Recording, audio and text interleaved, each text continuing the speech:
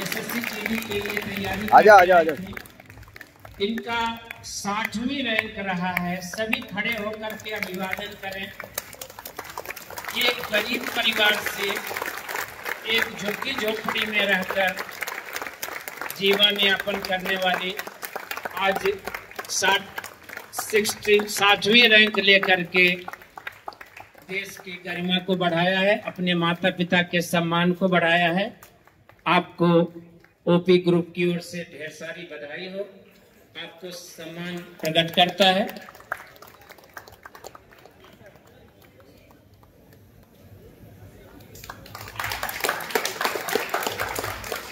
सभी बैठ जाएं। इस ग्रुप में क्या सोच बना के आए थे और फिर इनके जीवन में क्या बदलाव आया, हमें क्या बदलाव करना चाहिए, इस ग्रुप में इन्हें क्या सीखने को मिला, कुछ अपना अनुभव शेयर करेंगी दीक्षा।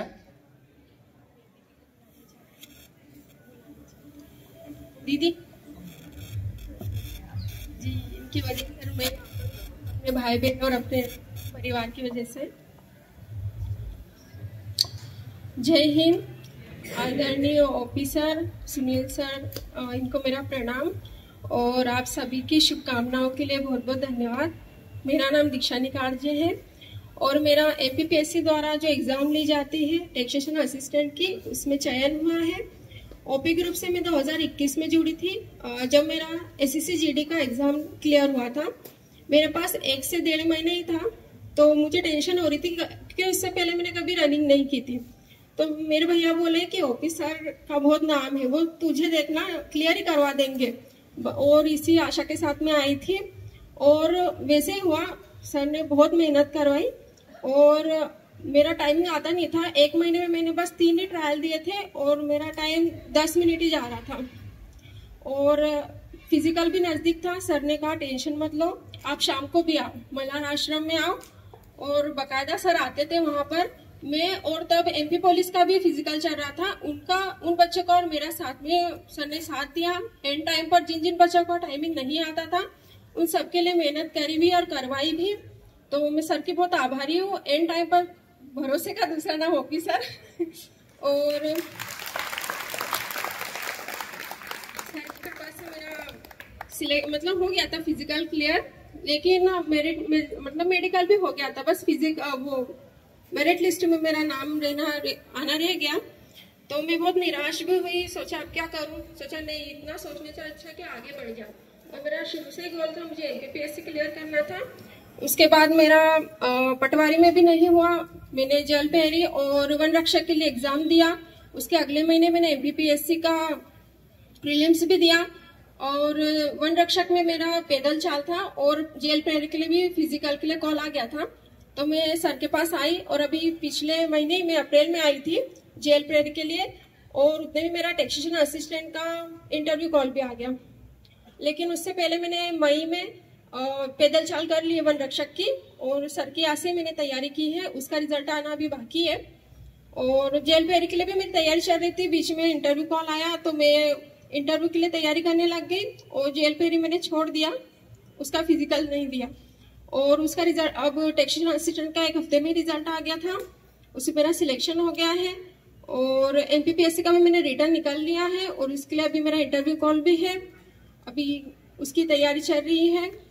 और मैं सभी बहनों से यही कहना चाहूंगी कि हमारे जीवन में मतलब शादी को लेकर बहुत फोर्स करते हैं हमारे परिवार में, उसके लिए बिल्कुल टेंशन नहीं देना है और खुद से ऐसा करना है कि नहीं, हमें पढ़ना ही है और आगे बढ़ते जाना है। कितने भी नेगेटिविटी हो, कुछ भी हो, लोगों को ध्यान में रहे रखना है, अपने लक्ष्य पर ध्यान रखना है और जो हमें करना है वही करना है। अपने माता पिता को ध्यान में रखिए, उनके लिए कीजिए जो भी करना है, बस कोई दबाव नहीं। और संघर्ष तो सबके जीवन में होता है। मैं भी एक गरीब परिवार से ही हूँ, मेरे पास मतलब फीस भरने जैसे पैसे भी नहीं थे, लेकिन मुझे जीवन में इतने अच्छे अच्छे लोग मिले कि उन्होंने मुझे बस आगे बढ़ाया है बिना किसी स्वार्थ के। जैसे ओपी सर भी उसमें से एक ही है। और बस यही आशा करती हूँ कि आप सब अच्छे से तैयारी करें, आगे बढ़े और आप सबको अपने आगामी फिजिकल के लिए अग्रिम शुभकामनाएं। धन्यवाद। ये इनकी बहन है जो आपके साथ में तैयारी अभी कर रही है पुलिस की। ठीक है, आपकी सीढ़ी मिल चुकी है, आप भी आगे इसी तरह से बढ़ेंगे। आप भी अपनी सोच बदलिए, आपकी जिंदगी बदल जाएगी। हमेशा की तरह एक कहानी सुनाता हूं मैं कि एक कुम्हार चिलम बना रहा था। चिलम जानते हैं ना? कितने लोग जानते हैं? अरे वाह यार, तुम लोग भी जानते हो चिलम? कैसे? हाँ? मैं देखता हूँ विजयनगर में भी और राजमाड़े में भी, और गांधी हाल में भी कुछ लोग चिलम जानते हैं। एक कुम्हार चिलम बना रहा था,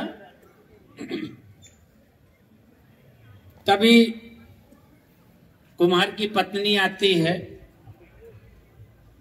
बोलती है क्या चिलम बना रहे हो, इतनी गर्मी पड़ रही है, मटकी बनाओ, घड़ा बनाओ, सुराही बनाओ, खूब बिचेगा।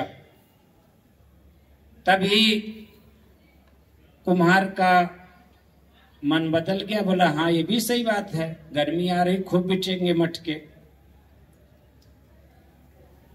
अब उसने जितनी बार चिलम बनाया था कुम्हार, उसको मिलाने शुरू कर दिया। तभी मिट्टी बोलती है ये क्या कर रहे हो, कब से मेहनत कर रहे हो, कितनी चिलम बनाए आप और सब मिला दे रहे हो। तो कुम्हार बोलता है कि नहीं, मेरी अब सोच बदल गई है, अब मैं मटकी बनाऊंगा, सुराही बनाऊंगा। तो मिट्टी क्या बोलती है कि तुम्हारी तो सोच ही बदली है, मेरी तो जिंदगी ही बदल गई, अन्यथा मैं खुद जलती और दूसरों को भी जलाती। तो अपनी सोच बदलिए, आपकी जिंदगी बदल जाएगी। ठीक है, तो आप अपनी सोच को बदलिए, आप बहुत ऊपर तक जाएंगे।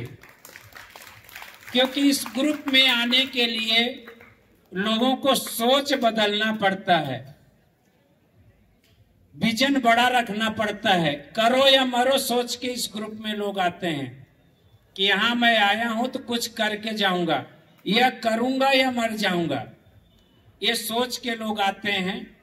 आप जिस सोच को लेकर आए बिल्कुल सक्सेस होंगे। आप ईमानदार इसी तरह से बने रहिए, अपने लक्ष्य से अडिग मत होइए। सभी को ढेर सारी शुभकामनाएं। दूसरा एक इंस्ट्रक्शन है कि हम कुछ दिनों से जब यहां से जाता हूं तो आप सीधे मेरे घर पे पहुंच जाते हैं। सर ये गोली दे दो, दवाई दे दो, वजन की मशीन दे दो, ये कर दो कर दो। हमारा ये काम नहीं है बेटा, ये आप